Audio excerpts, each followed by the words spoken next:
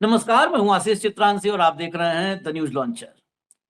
महाराष्ट्र में कल शाम तक लगा कि मोदी और शाह का खेल फेल हो जाएगा, लेकिन कल 4 सांसद जब डंके की चोट पर उद्धव के साथ खड़े दिखाई दे रहे थे, तब भी हमने एक बात कही थी कि आज नहीं तो कल बकरे की अम्मा कब तक खैर मनाएगी। ये जाएंगे ही जाएंगे, 6 तो पूरा होगा ही होगा, 7 हो 8 हो इसकी गारंटी नहीं, 6 पूरा होगा। ये 6 जाएंगे भाजपा के साथ। अब वो कहां विलय करेंगे, शिंदे की पार्टी में विलय करके आए, भाजपा में जाए, जो भी करें, ये सब पाखंड पर बहुत ज्यादा चर्चा नहीं। कुल मिलाकर के खेल सारा मोदी और शाह का होता है। उसमें टूल यानी माध्यम कोई भी बन जाए, तो माध्यम शिंदे हैं। कल अरविंद सावंत, वाजे, अनिल देसाई और दीना पाटिल, ये सब के सब, संजय दीना पाटिल, ये 4 के 4 उद्धव के साथ होने का दावा कर रहे थे। 3 कल प्रेस कॉन्फ्रेंस में बैठे संजय राउत के साथ, चौथा नहीं था। कल मेरे मन में उसी चौथे पे सबसे ज्यादा संदेह था, लेकिन जानकारी मिल रही थी कि मुलुंड में है। अब वो बता रहा था, जब फर्स्ट हैंड इंफॉर्मेशन आती है तो यकीन करना पड़ता है। जब आदमी खुद ही बोले कि मैं मुलुंड में हूं, उद्धव के साथ हूं, लेकिन वो चौथा मुलुंड में दगाबाजी की तैयारी कर रहा था। वो इन पांचों का तो भाव कितना गया होगा पता नहीं, लेकिन उन सब में सबसे फूका कारतूस वो छठा निकला, मुलुंड में बैठा हुआ। पिता का तो बहुत बड़ा नाम था, लेकिन सब एक ही रात लगाया सारा लीपने पोतने में, एक रात, ओवरनाइट। अगर दशकों की प्रतिष्ठा को कोई लीपने की कला किसी को सीखनी है तो संजय दीना पाटिल से, मुलुंड वाले सीख लो। 6 की संख्या पूरी किया संजय दीना पाटिल ने। 11 बजे की मीटिंग थी पार्लियामेंट्री पार्टी की, और वही 3 सांसद थे जो कल प्रेस कॉन्फ्रेंस में थे, अनिल देसाई, वाजे और अरविंद सावंत। अब इसके बाद क्या ऑप्शन है? आप जाओगे स्पीकर के पास, सांसदी रद्द करने के लिए दरखास्त करोगे, लेकिन कुछ नहीं है। बिरला को क्या एक्शन लेना है उन्हें पता है, और वो एक्शन लेने के लिए तैयार है। इसी बीच खबर है कि जब तक ये पूरी प्रक्रिया करवाई जाएगी, दिन तारीख सब कुछ तय होता है दिल्ली से ना, किस दिन इवेंट होगा, वो ये सब कुछ तय करने के बीच में जो गैप होगा, 2 दिन 4 दिन, ये 2-4 दिन इन सांसदों को फ्री हैंड नहीं छोड़ा जाएगा। क्यों किसी से बात करें? 10-10 करोड़ रुपए एक्स्ट्रा लो और चलो हम जहां रखते हैं वहीं पे वहीं बैठ जाओ। यानी इन 6 के 6 सांसदों को बीजेपी ने गायब भी कर दिया है। मैं कुछ रिपोर्ट्स देख रहा था इंडियन एक्सप्रेस, और उसमें तो मुंबई की किसी यूनिवर्सिटी के पॉलिटिकल एक्सपर्ट ने बताया, कहा कि इससे शिंदे की ताकत मजबूत होगी। भाजपा के प्रचंड बहुमत के बाद लोगों को लगा था कि शिंदे की ताकत कम पड़ गई है, प्रासंगिकता घट गई है, लेकिन शिंदे ने दिखा दिया कि जब जब उनको कमजोर आंका जाएगा वो बाजी पलट देंगे।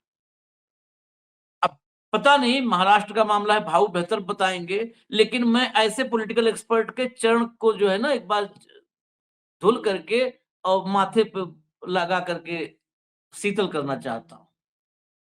शिंदे ये 6 सांसद तोड़ के ला रहे हैं।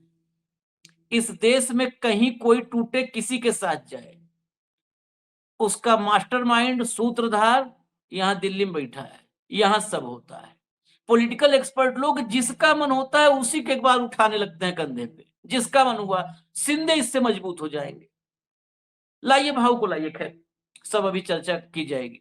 स्वागत है भाव। सीधा कोई हेडलाइन नहीं, आज सीधा बाइट के जरिए कार्यक्रम शुरू करेंगे। पहले एक विजुअल देखिए। आज मीटिंग में 3 सांसद जो पहुंचे, एक बार देख लीजिए, उनके दर्शन कर लीजिए कि ये तीनों अभी उद्धव के साथ हैं। इसलिए दिखा रहा हूं कि 3 को जानिए कि अभी उद्धव के साथ हैं। कल हो ना हो कोई नहीं जानता। एक और पार्टी जबरिया मिटा देने की तैयारी है, और कोई विपक्ष में नहीं बचेगा। ये मान लीजिए, जिसको नहीं समझ में आ रहा है, ममता बनर्जी को, उद्धव ठाकरे को, आगे शरद पवार, जितनी भी काबिलियत हो, सबको लगता है ना कि मैं तुर्रम खाऊं, मैं तुर्रम खाऊं। एक बात तो है कि इस राजनीति में मोदी और शाह ने एकाधिकार, अहंकार पर एकाधिकार प्राप्त कर लिया है। किसी को अहंकार और भ्रम नहीं रहने देंगे ये दोनों कि किसी कोई तुर्रम खां है। इस देश में कोई तुर्रम खां नहीं है। शरद पवार 86 साल के आसपास की उम्र हो गई उनकी, 84 साल 85 साल, उन्हीं के सामने एनसीपी बची हुई भी खत्म हो जाएगी। और अखिलेश को लेकर के जो तमाम चर्चाएं हैं, इन चर्चाओं को बहुत लोग कह रहे हैं कि ये जोक टाइप का है। अब जोक नहीं मैं मान सकता। अब आते हैं जरा बाइट पर। लाइए एक एक बाइट सुनाइए, क्या हुआ मीटिंग में, क्या एक्शन लेंगे, सुन लीजिए कम से कम बात। कारणे दाखवा, आता नोटीस अरविंद सावंत हे करतायत. आजच पाठवली जाईल या सगळ्यांना नोटीस. कारवाई कशा पद्धतीने केली जाणार? कारवाई हीच आहे. कारणे दाखवा, आता तुम्ही का नाही आलात याचाच विचारणा होणार आहे. सर हिंदी कुठल्या समाजाकडे हे आले नाही तुम्हाला नोटीस देंगे क्या? कसं म्हणणार? नोटिस तुम्हाला अपेक्षा होती सगळ्यांना येण्याची. अभी नोटीस बैठक सुरू आहे असं म्हणाले. क्या पूछेंगे सर, क्या पूछ रहे हैं इनसे सवाल? पूछेंगे कि भाई आपको विप जारी किया हुआ था, आपको ईमेल किया, व्हाट्सएप किया, आपको वो मिला भी, और इसके कोई कारण भी आपने बताए नहीं कि अगर आप आने वाले हैं नहीं आने वाले, उसका कोई ये नहीं किया, तो आपका एब्सेंस इस तरह से देखा जाता तुम्हाला है. अपेक्षा होती देसाई साहेब शेवटपर्यंत येतील म्हणून. हो हो पण आता उद्धव साहेबांशी काय बोलणं झालं का? उद्धव साहेबांशी बैठकीत काय बोलणं हो झालं? हो चला. अगली बाइट पे आइए, बाइटें सुन लीजिए जो बचे खुचे लोग हैं। नाही अजून आपलं काय होतं, राजाभाऊ बैठक संपली का? संपली नाही बैठक. तुम्ही परत मागे येणार आहात? अच्छा, तुम्ही आता नेमकं बैठकीतून बाहेर का चालले? अनिल देसाई काही वेळापूर्वी बाहेर गेले. मी आता सकाळी बाहेर गेलो शुगर टेस्ट करायला, जेवण जाऊन बोलतात. बैठकीत काय चर्चा सर झाली? कुछ हुआ उनका? बाकी जो सांसद नहीं आया बैठक में उनके लिए कुछ बैठकीत हुआ? नेमकं काय आता काय थांबलो होतो. आता जे पेपर होते त्याच्यावरती सह्या केल्या. कसं आहे, राजाभाऊ, अपेक्षा होती सगळे खासदार येतील असं बोललं जात होतं, पण 6 खासदार अनुपस्थित दिसत आहेत. दिसतंय तुम्हाला. पाटील येणार होते जेवणाला? ते माहित नाही मला. त्यांच्यावरती काही कारवाई करण्यासंदर्भात बैठकीत चर्चा झाली नाही अजून तर काही नाही, अजून होती चर्चा. राजा भाऊ बाजी, आवाज देखिए, मराठी बहुत कुछ कर रहे थे, वो आगे समझेंगे मराठी में कौन क्या बोला है, क्योंकि मराठी हिंदी का हिस्सा कम है। अगली बाइट लाइए। ऑफिस में हमारे जो लोकसभा के नेता है अरविंद सावंत जी और हमारे चीफ जो लोकसभा के सदस्य हैं अनिल देसाई, उन्होंने सांसदों की एक बैठक बुलाई थी आज 11 बजे। उसमें लोकसभा के 3 सांसद उपस्थित रहे, खुद अरविंद सावंत जी, राजाभाऊ वाजी, अनिल देसाई और मैं राज्य सदस्य था, लेकिन लोकसभा के लिए महत्वपूर्ण बैठक। तो 3 सदस्य रहे। बाकी जो सदस्य यहाँ नहीं आए हैं या अटेंड नहीं किया है, हम ये मानते हैं ये पार्टी व्हिप का उल्लंघन है। करेक्ट, एकदम पार्टी का आदेश नहीं माना है, तो अभी उस मुताबिक हम उस बारे में जो भी एक्शन लेनी है वो एक्शन की शुरुआत हो गई है। उनको शोकॉज दिया जाएगा, उनसे जवाब मांगा जाएगा और हम इस दिशा में जाएंगे कि उनकी सदस्यता रद्द हो। लेकिन सर वो तो कल स्पीकर से मिल चुके हैं, स्पीकर से कल मिल चुके हैं और उन्होंने कहा है कि हमें हमारी पार्टी को मर्ज करने दिया गुट बात को। ऐसी है, जब हम स्पीकर को कल मिले थे, मैं, अरविंद सावंत जी, अनिल देसाई जी, तो हमारा एक फोटो भी प्रसिद्ध हुआ है।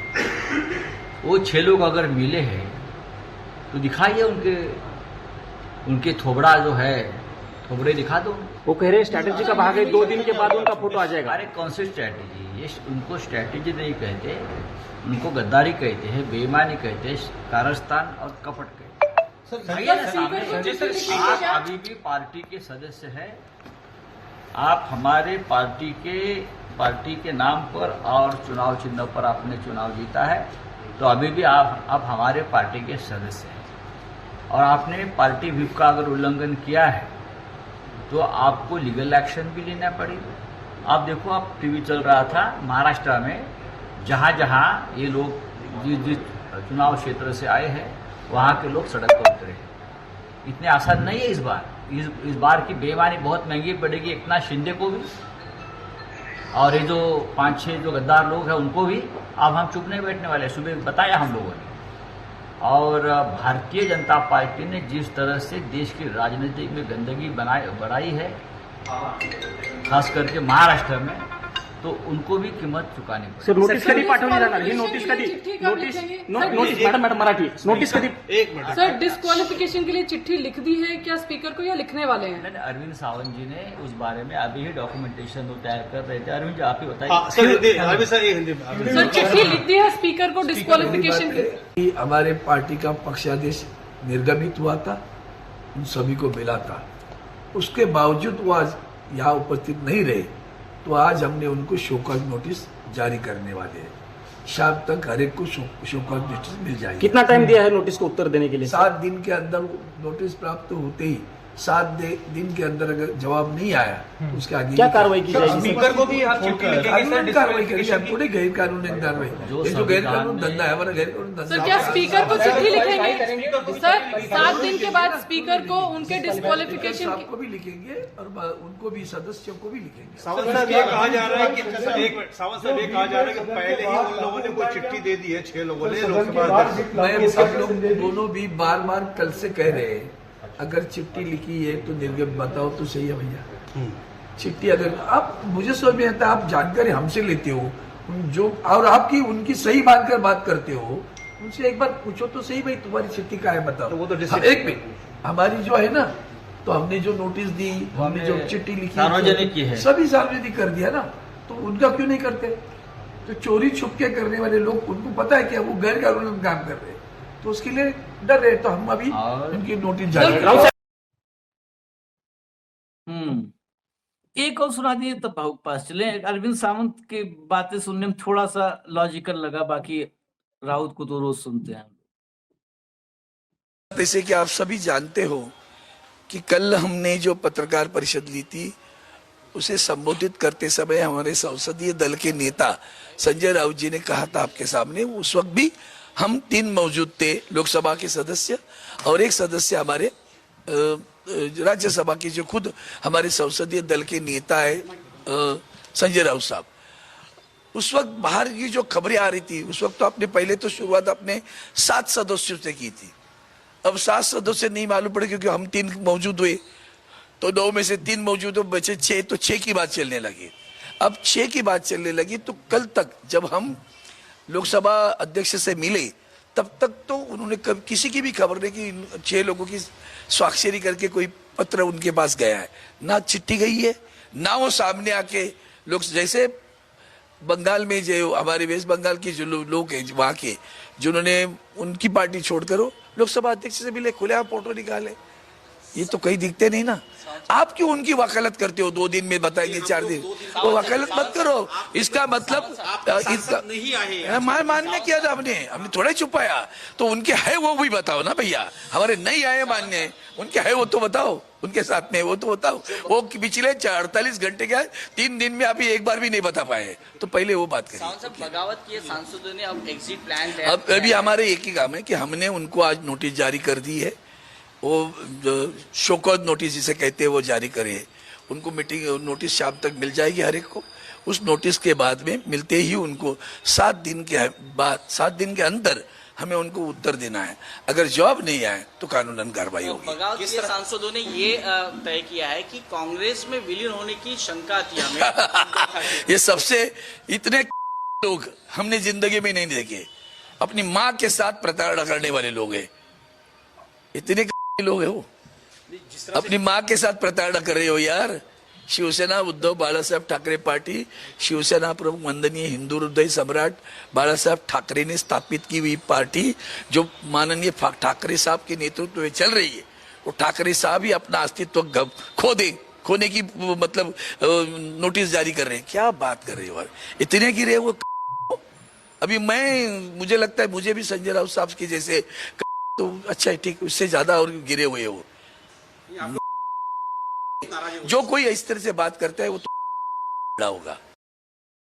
क्या सवाल किया देखिए, जाए, आखिर कोई बचेगा नहीं। इस 6 में 3 को मैं फिर भी मर्द मानता हूँ। हाँ है। ओम राजे निम्बालकर, ठीक है, बंडू हाँ, जाधव, हाँ, जिसको संजय यादव और कहते हैं, आज और आज टीकर। टीकर। ये कम से तीन कम पहले दिन से पॉलिटी थे, वो बीच बीच में जब सरकार के फेवर में स्टेटमेंट देते थे, कम से कम वो तय था वो जाना। लेकिन यदि पीठ में किसी ने छुरा घोपा है तो वो संजय दिना पाटिल है और संजय देशमुख है। संजय देशमुख है, ये दोनों, ये नंबर 1 का। जितनी चीजें थोड़ी देर सब इन पे संजय टिक बैठ। देशमुख को सांसद बनाना, संजय देशमुख के लिए क्या मेहनत की है लोगों ने वहां पर, क्योंकि संजय देशमुख को हराने के लिए वहां पे संजय राठौड़ लगे हुए थे, उसी क्षेत्र से आते हैं, दिग्रज से मंत्री है, वो कैबिनेट में पैसों की कमी नहीं उनके पास। खुद जो पुरानी सांसद थी वो लगी हुई थी, क्योंकि वो एकनाथ शिंदे के साथ चली गई थी, भावना गवई। इस पूरे बीच में ही जनता ने चुनाव जितवा दिया था। तब इन्होंने संविधान में रक्षा के लिए, संविधान की रक्षा के लिए जीते हुए लोग हैं। मशाल पे चुनाव जीता है, ऐसा भी नहीं कि मोदी के नाम पे जीते हैं, विधायक में जैसे बोलते थे। वो आदमी पहले दिन बोलता कि हाँ मैं जाना चाहता हूं, मेरा होम्योपैथिक कॉलेज का क्या कम की कीमत में बिक गया, होम्योपैथिक कॉलेज का लाइसेंस। बेटी की शादी है, मैं कभी व्यक्तिगत फैमिली नहीं बोलता हूं। कम से कम बेटी का कन्यादान करे तो कम से कम दिल से करे, वहां फरेब ना करे। ठीक बात क्योंकि जो अपने माँ के साथ गद्दारी कर सकता है वो बेटी का कन्यादान क्या करेगा। मैं कभी व्यक्तिगत नहीं होता, लेकिन ये वो लोग हैं कि जो कस्में खाते थे 2-2 3 दिन तक पहले। मुझे 1-2 लोगों ने बोला कि व्यक्तिगत रूप से वो कहते कि यार अमित शाह जैसा नेता चाहिए देश में। तब मुझे लगा कि कभी कभी आदमी बोल देता है, लेकिन एक जनता को चाहिए कि इन गद्दारों को सजा सिखाए। और उससे भी बड़ा गद्दार संजय दिना पाटिल। और आज मेरी नजर शर्म, मैं खुद शर्मसार महसूस करता हूं। नहीं, सही बात है, क्योंकि उस पाटिल परिवार से व्यक्तिगत रूप से मैं जुड़ा हुआ। बरकू पाटिल एक बहुत बड़ा प्रश्न था। बरकू पाटिल के बेटे हैं भरत पाटिल, जो मेरे बड़े भाई हैं। हर संकट के घड़ी में वो, भले सप्ताह में एक बार फोन नहीं आए भरत पाटिल का, ऐसा होता नहीं। उस भरत पाटिल के एक कजिन है, मैंने भरत पाटिल के यहाँ इनको खाना परोसते हुए देखा है। मैंने संजय को पहली बार देखा, हम डाइनिंग टेबल पे बैठे हुए थे, खाना खा रहे थे, और संजय उधर से पानी लेके आया था। ये संजय दिना पाटिल जब दिल्ली में पहली बार सांसद बन के आए और इन्होंने खाना दिया पत्रकारों को, ये खाना मैं और मेरी पत्नी लेट पहुंचे। मेरी पत्नी भी पत्रकार तब नौकरी करती थी नवभारत टाइम्स में। संजय दिना पाटिल रुका खाना खाने के लिए, और जब हम दोनों गए तो पहले चरण छुए उसने। तो किसी ने बोला ये क्या है, तो बोला नहीं मेरे बड़े भाई है अशोक जी, हमारा मुलुंड का परिवार है। यही इंसान है जिसने मुझे अंदर की बात बताई कि हम सब 4 लोग वहां थे, 5 लोग इस पे थे, कोई पार्टी टूट नहीं रहे, भाऊ आप चिंता मत करो, हम बिल्कुल साथ में हैं। हाँ। आज मैंने भरत भाई को फोन किया, भरत भाई बोले मैं क्या शब्द बोलूं, क्या बोलूं अशोक, मैं अपने परिवार का गद्दारी का तो कभी इतिहास नहीं रहा है, कि मेरे पास शब्द नहीं है, मुझे कुछ नहीं जानता मैं क्यों हुआ ये। संजय दिना पाटिल के पास पैसे की कमी नहीं है। इसमें मैं इन 6 में सबसे बड़ा गद्दार मैं संजय दिना पाटिल को मानता हूं। नंबर 2 की गद्दारी पे संजय देशमुख है। हाँ। उसके बाद वाकचौरे है शिरडी का, और उसके बाद ये 3 तो पहले थे ही, घोषित थे। ये 3 के नाम तो सबको पता थे। अब इन्होंने कहा कि हम आज 11-12 बजे इन्होंने कहा कि हमने उनको नोटिस इशू किए हैं। 17 तारीख को सुबह ही वो मिल लिए हैं स्पीकर से। 17 तारीख को ही उन्होंने पत्र दिया है। 17 तारीख को ही उन्होंने सिग्नेचर किए, 6 के 6 लोग ये थे, नोएडा के होटल में रुके हुए थे। यहां से गए, स्पीकर को मिले, सुबह सुबह पत्र दिया। ये कोई रूल नहीं है आशीष कि स्पीकर पत्र दिखाए किसी को, ये कोई रूल नहीं है। स्पीकर फोटो रिलीज करे, कोई रूल नहीं है, क्योंकि ये डर भी रहे, ये कोई रूल नहीं है। ये जो कहते ना हमको क्यों नहीं दिखाया, नहीं दिखाया, वो स्पीकर का है, आप अपने लोग नहीं संभाल पाए। तो वो नोटिस, इनका अलग गुट स्थापित होने के बाद ये नोटिस कितना काम करेगा, वो लीगल कॉम्प्लिकेशन पड़ेगी। लेकिन एक लोग कैसे आए, ये बड़े इंटरेस्टिंग है। ये लोग कैसे कैसे आए, नागेश पाटिल, संजय देशमुख, और ये लोग जो है नांदेड़ से 2 चार्टर हुए हैं, ठीक है। एक चार्टर्ड में संजय देशमुख और हिंगोली वाले आष्टीकर, हाँ, ये बैठे। फिर वागचौरे जो शिरडी का था वो हैदराबाद से निकला, शायद शिरडी से हैदराबाद गया फ्लाइट से, पकड़ में नहीं आना चाहिए करके, और हैदराबाद से दिल्ली पहुंचा। संजय दीना पाटिल जो है वो प्रताप सरनाइक के साथ मुंबई से आया, जो सुबह तक था वहां पे कल, उसको प्रताप, परसों के दिन उसको प्रताप सरनाइक अपने साथ लेके आया। जो प्रताप सरनाइक ठाणे से ही विधायक है और परिवहन मंत्री है। ये वही प्रताप सरनाइक है जिसके ऊपर सबसे पहले ईडी की रेड हो गई, 60 करोड़ की इसके एसेट जमा हुए थे, और ये रोज पत्र लिखता था कि हमको बीजेपी के साथ जाना चाहिए। और पहली टेस्ला खरीदी, दूसरा परिचय भी पहली टेस्ला खरीदी। भाई साहब, ये सब लोग, इनका ये क्या थे, कोई टेम्पो ड्राइवर, कोई ऑटो ड्राइवर, आज पहली टेस्ला अपने नाती को गिफ्ट करने के लिए खरीदता है। ये पैसे का व्याभिचारी वही आदमी है जिसने उद्धव ठाकरे को हीरे का फोन दिया था, मोबाइल हीरे जड़ित, फिर उन्हें लेने से मना कर दिया, तो फिर वो जाके सिद्धिविनायक को दे दिया, वहां अर्पण किया। पैसे तो कमी थोड़ी है। अब ये वहां से आए, ओम राजे सीधा पुणे से आए, ठीक है। ये 6 ऐसे आ गए। ये आए 17 जून तक के सुबह सुबह तक सब पहुंचे। 17 जून को इन्होंने ये सब काम कर दिया। और अच्छा, इनको सबको कोऑर्डिनेट करने के लिए एकनाथ शिंदे भाया जयपुर आए। पहला डेस्टिनेशन जयपुर है और जयपुर से दिल्ली है। और ये सारे लोग कोई सिविल सर्विस प्लेन से नहीं आए, सारे के सारे चार्टर। एक शिरडी हैदराबाद, हैदराबाद यहाँ का चार्टर, एक मुंबई जयपुर, जयपुर का चार्टर, एक मुंबई दिल्ली डायरेक्ट चार्टर, एक शिरडी हैदराबाद, हैदराबाद दिल्ली चार्टर, ठीक है। ये आने के बाद इन्होंने साइन किया और ये गायब हो गए। अब गायब कहाँ हो गए वो भी डेस्टिनेशन बताता हूं मैं आपको। आष्टीकर को लगा उसने बहुत बड़ा पाप किया, तो पश्चाताप करने वो चेन्नई गए और चेन्नई से तिरुपति कि मैंने गद्दारी की, मुझे और गद्दारी करने का बल मिले। आजकल भगवान भी कलयुग है, गद्दारों को ही शायद आशीर्वाद देता होगा। तो अब सब उन्हीं सबके साथ है। वागचौरे साहब जो शिरडी के हैं, वो स्वयं एक शिरडी के, उन्होंने साईं बाबा की कसम खाई थी। अब उनको लगा साईं बाबा की झूठी कसम खाई, वहां तो जूता पड़ेगा, तो ये शरण में गए बनारस बाबा के दर्शन के लिए। देशमुख, संजय देशमुख और जाधव, ये दोनों सत्यवचनी राम के चरण में गए अयोध्या, क्योंकि अभी तक सत्य बोल रहे थे या असत्य बोल रहे थे, तो उसका प्रायश्चित करने सत्यवचनी राम के चरणों में गए। जिस राम ने राजपाट पे लात मारी सिर्फ अपने पिता के शब्दों के खातिर, और ये सत्ता के खातिर अपने पिता को लात मारने वाले राम के शरण में गए। राम कितना आशीर्वाद देंगे उनको पता नहीं।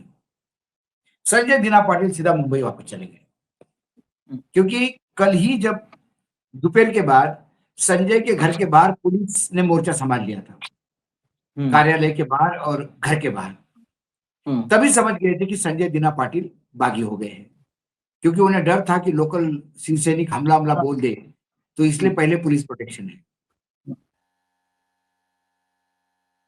अब ये कह रहे थे कि हम छोड़ेंगे नहीं, अब शिवसेना वाले उनको ये करेंगे।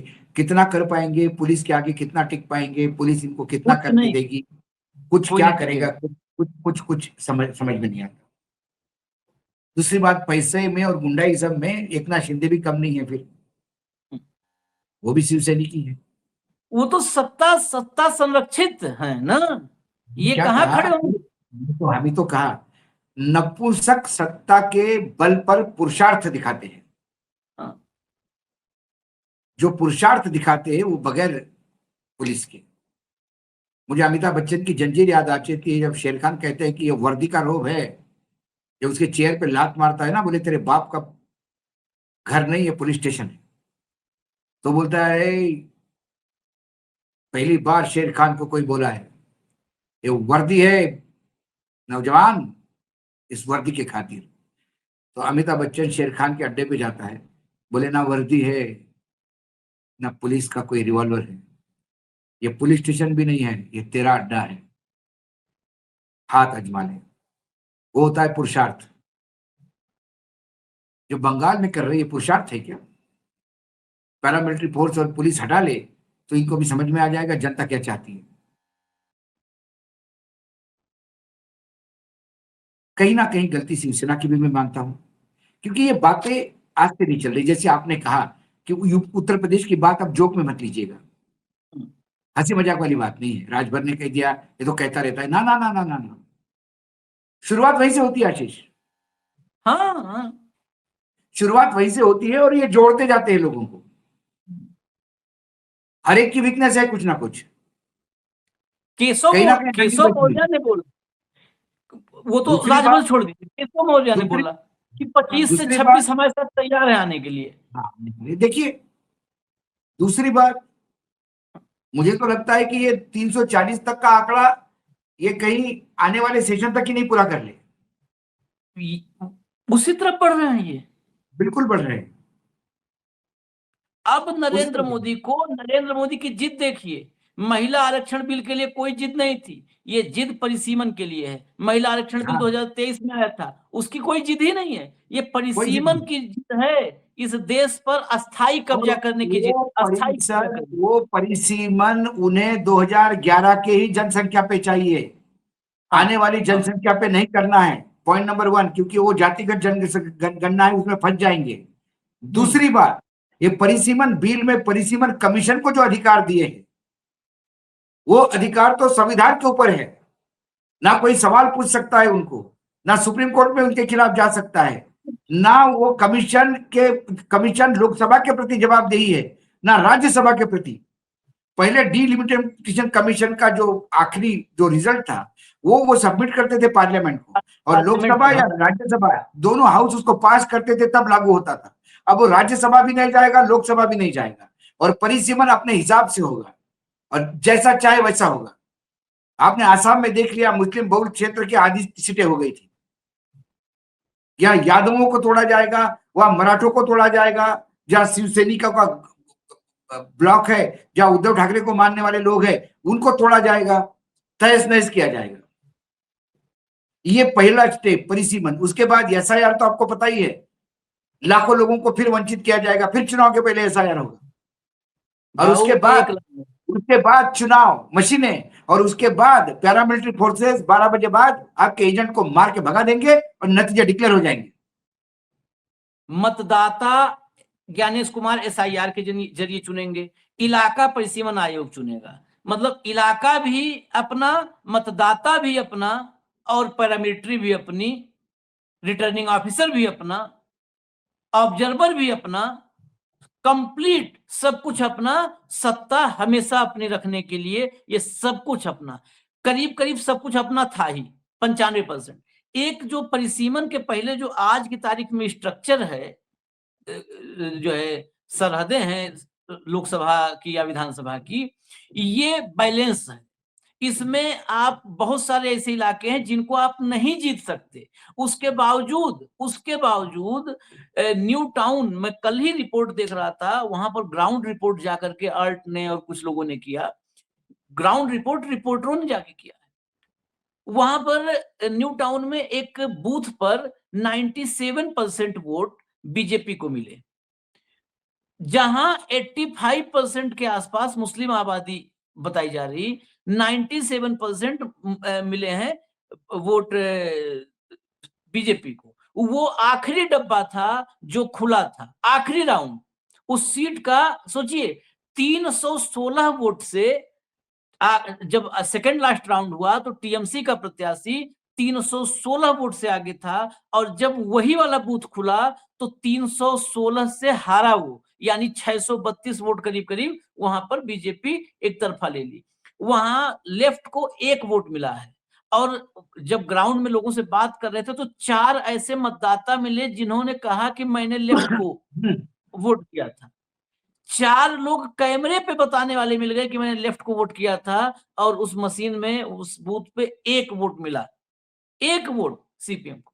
आखिरी जगह खोला गया, आखिरी डब्बा, और उसी ने 17वें राउंड तक जो लीड किया था 18वें में हरा दिया। 97%, 1 बूथ पर सारे वोट ही भाजपा को मिल गए, सारे मिल गए। 4 या 5 वोट टीएमसी को मिले हैं। एक तो क्या है, अब जब भाई मशीनें तो अभी क्या जल गई होगी, वहां सारा टीएमसी को मिलने के बाद बीजेपी के नाम से लिखा दिया तो क्या कर लोगे आप? एजेंट तो ही नहीं अंदर खड़ा, कुछ नहीं कर सकते। तो ये हालात हैं। अब इसमें बचना उचना नहीं है, जिसको भी हम कई बार कहते हैं, बीच बीच में हमें भी हौसला होता है, लेकिन ठीक है बीच बीच में छोटे छोटे पटाखे विपक्ष कहीं फोड़ फाड़ ले, बात अलग है। कुल मिलाकर साल 2 साल के अंदर सब पूरा देश लोकतंत्र इस सबको बुलडोज करके समतल कर देंगे। लोकतंत्र कहीं रह नहीं जाएगा। खंभा खंभी कोई, 4 खंभे 5 खंभे कुछ नहीं। ये जो लोग जा रहे हैं, ये लोग जो जा रहे हैं, चाहे 50 खोके ले लो, 150 खोके ले लो, जिसके लिए भी जा रहे हैं आप इस देश का संविधान को अंतिम संस्कार करने जा रहे हैं, ये बात देख लीजिएगा। ये देश गद्दारों को कभी माफ नहीं करेगा, इन गद्दारों को आने वाली पीढ़ी माफ नहीं करेगी, क्योंकि ये जो गए हैं, ये कोई किसी सरकार को मजबूत करने नहीं गए, ये संविधान की अंतिम क्रिया करने गए। कभी देखा था पूरी दुनिया में कहीं पर किसी डेमोक्रेसी में ऐसा देखा है जो हमारे देश में हो रहा है? 12 साल छोड़ दीजिए, 2024 के बाद मैं 10 साल उसमें हटा रहा हूं, 2024 लोकसभा चुनाव के नतीजों के बाद आज की तारीख तक जो कुछ भारत में हुआ है, पूरी दुनिया के किसी भी लोकतंत्र में अगर ऐसा हुआ हो तो कोई बताओ। पाकिस्तान को दिन रात कोसने वाले पाकिस्तान में बता दें इससे कि यहां से खरीद लाया, वहां से बेच दिया, ये कर दिया, वो कर दिया, वहां पर, जबकि लोकतंत्र वहां पर कहने मात्र को है, कहने के लिए है, लेकिन फिर भी वहां पर भी कि आज आवामी लीग में है, कल मुस्लिम लीग में है, परसों नवाज की पार्टी में है, फिर जो है जरदारी की पार्टी में है, ऐसा ढूंढिए जरा। यहाँ पे नरक मचा कर रख दिया। जब कुछ बाइटें और है वो चला करके बस खत्म करते हैं कार्यक्रम। भैया बाइट चला दीजिए, सुन लीजिए, कम से कम सबके मन की बात तो सुन लिया जाए। खाली मोदी के मन की बात कब तक सुनेंगे? हम लोग सुनवा देते हैं बाकी मन की बात, सुनिए। See, in the span of last 4 years, this is the second attempt, the second time, the test tube baby of Bharatiya Janata Party, created and nurtured by Amit Shah, has tried to indulge into horse trading and try to break Shiv Sena, Uddhav Balasaheb Thackeray, a political party. The people of this country and this state need to understand that this is not an attack on a political party. This is an attack on the constitutional and fundamental values of this country. So I think it is not only Shiv Sainiks, but all the people who love our constitution need to raise voice against this kind of horse trading and this kind of breaking of political parties, which is happening not only in Maharashtra, but it is happening in different parts of the country.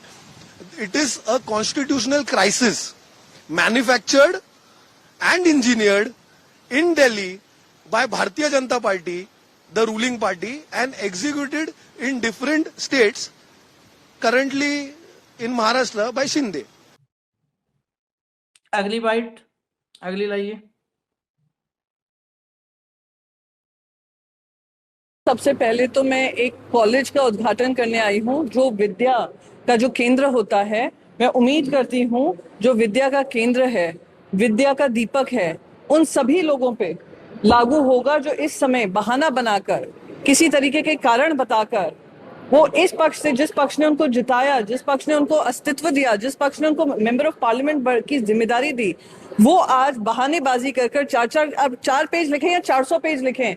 Maharashtra की जनता जानती है कि जो उनका vote था, आपने vote के खिलाफ काम करने वाले हैं और जनता से आपको ये जगह मिली, जनता ही आपको इस जगह से निकालेगी। तो जिस तरीके का काम चल रहा है इसको मैं पॉलिटिकल भ्रष्टाचार मानती हूँ, जो पैसों की बुनियाद पे, बल बुनियाद पे सत्ता पाते हैं और सत्ता में रहने के लिए लालच दिखाते हैं। अद्भुत तो ये है, मनीषा कायंदे एक है एमएलसी शिंदे की पार्टी की। मनीषा कायंदे का आज का बयान है कि हमें कुछ जानकारी नहीं है, यूबीटी की जो मीटिंग है हम वो मीटिंग देखने के बाद बताएंगे कि कौन से सांसद वहां जाते हैं, कौन से नहीं जाते हैं, हमें कोई जानकारी ही नहीं है। ये मनीषा कायंदे आज भी, मतलब ये गजब के लोग हैं। अभी एक बयान और बच्चा होगा, भी चला दीजिए तो फाइनल कमेंट लें, चला दीजिए, एक आध बाइटें और हैं, लाइए। आधी लोकसभेची प्रोसेस पूर्ण हो द्या, पहले लोकसभा का प्रोसेस पूरा होने दो, बाद में आप जाएंगे, सब कुछ करेंगे। ये लड़ाई आप संसद में भी चलेगी, कोर्ट में भी चलेगी और सड़क पर भी चलेगी। और सड़क पर की लड़ाई शुरू हो गई है। मुंबई, महाराष्ट्र में आप देखिए तो सभी जो गद्दार लोग हैं बेईमान, उनकी सिक्योरिटी बढ़ा दी है। पूरा ताम झाम। अब भारत की फौज भी लेके आइए, भारत की फौज को उतारिए। यही बाकी है गद्दारों की रक्षा के लिए। हाँ, जिस गद्दारों को गोली मारने की भाषा अनुराग ठाकुर ने की थी, ऐसे गद्दारों को आपकी पुलिस सिक्योरिटी दे रही है। सर, कहा जा रहा है कि जो सांसद है आपके वो रेबल मिले थे स्पीकर से और मिलने के बाद सर अयोध्या चलेगा, बनारस चलेगा, तिरुपति दर्शन करने के गए। अच्छा, क्या भगवान का आशीर्वाद ले रहे हैं क्या गद्दार? हाँ, ये नया कौन सा एक शुरू हो गया है परंपरा, गद्दारी करे और भगवान का आशीर्वाद ले? हाँ, जहां जाना है वहां जाने दे, डर डर के वो भागते रहेंगे, घूमते रहेंगे। सबके घर की सिक्योरिटी बढ़ा दी है।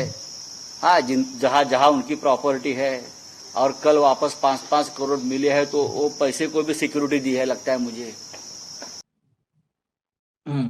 एक और खबर है आशीष जी कि पवन राजे निम्बालकर, ये पिता थे ओम राजे निम्बालकर के। इनकी हत्या हुई थी 2006 में। अब इस हत्या का सीबीआई में केस पेंडिंग है।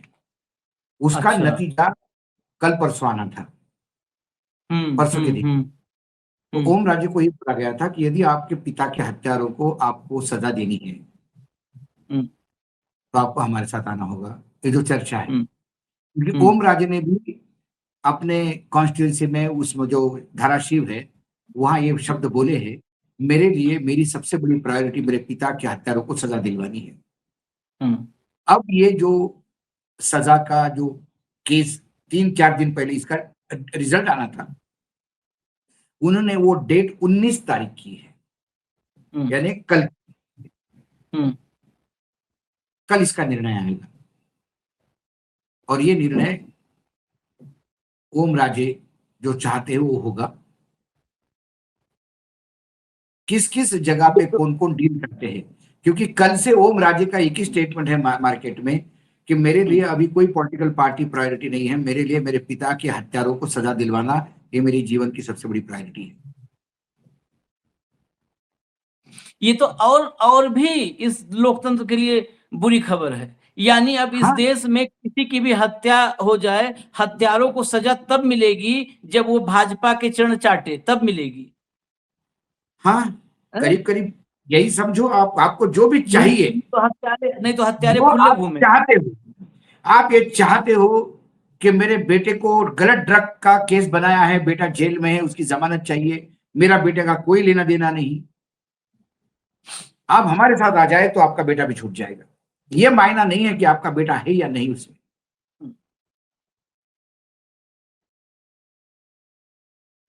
गजब है भैया, इसका तो भाव कुछ नहीं कल किया जा सकता। अब खत्म सब, मतलब इस देश में अब तो फिर अपराधियों की मौज हो जाएगी। अपराधी किसी को भी हत्या कर दे, किसी की भी हत्या करे, अपराधी किसी को मार दे, अब अपराधी पकड़े नहीं जाएगा। आपराधिक खासकर वो पकड़ना है तो। विपक्ष के, यदि वो बीजेपी के साथ नहीं है या एनडीए गवर्नमेंट के साथ नहीं है, जो व्यक्ति उसकी हत्या करना इस देश में बहुत इजी हो गया है। हाँ, ये तो आप यही देखिए बता ना, रहे हैं बात। आज किसी विधायक के मुंह पे आप अंडा फेंको, पुलिस देखती रह जाए। पुलिस देख रही थी, वो अंडा फेंक के घोषणा दे रहा था। ममता के घर के सामने की बात कल ही आपने बताई। पुलिस देख रही थी, क्योंकि अंडा फेंकने वालों को मालूम था कि मैं अंडा जिसके ऊपर फेंक रहा हूं उसके लोग भी मुझे हाथ नहीं लगा देते, पुलिस मेरे प्रोटेक्शन में खड़ी है। हाँ, बड़ी अब कुछ बचा उचा नहीं है। अब आप ऐसे ही नहीं, वो पर्ची देख करके, देश का राष्ट्राध्यक्ष पर्ची देख के पढ़ता है और फिर भी बताता है कि पूरी दुनिया हमारे इस आरोप चलती है। अरे तुम पर्ची न रहे इतनी बड़ी, तो पर्ची और टीपी हटा दो तो तुम अपना नाम नहीं ले पाओगे, पूरी दुनिया तुम्हारे हिसाब से चल रही है। अपना नाम लेने में गलती कर दोगे।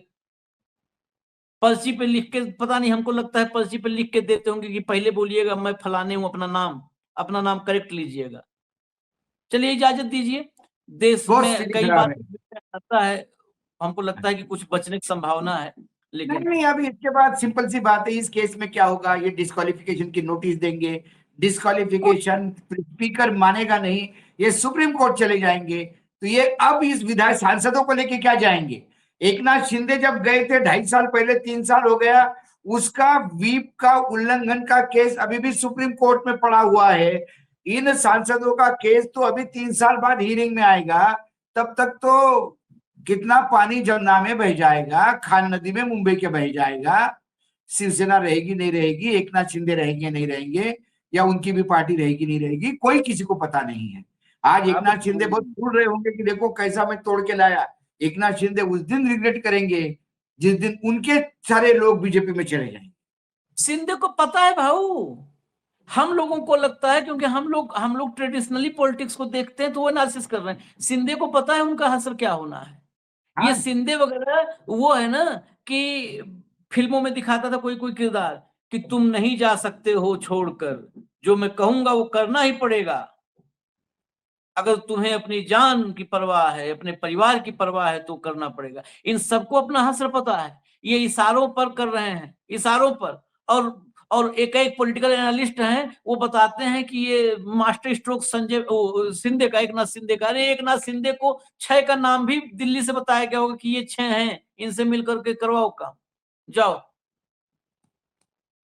शिंदे और कोई कुछ हम नहीं कर रहा है। चलिए इजाजत इसीलिए मैंने दीजिए हमें। कल कहा था एक कार्यक्रम में, गेम उद्धव ठाकरे का बजना था, सुपारी एकनाथ शिंदे को दी थी, मतलब शार्प शूटर एकनाथ शिंदे थे और सुपारी बीजेपी ने दी थी।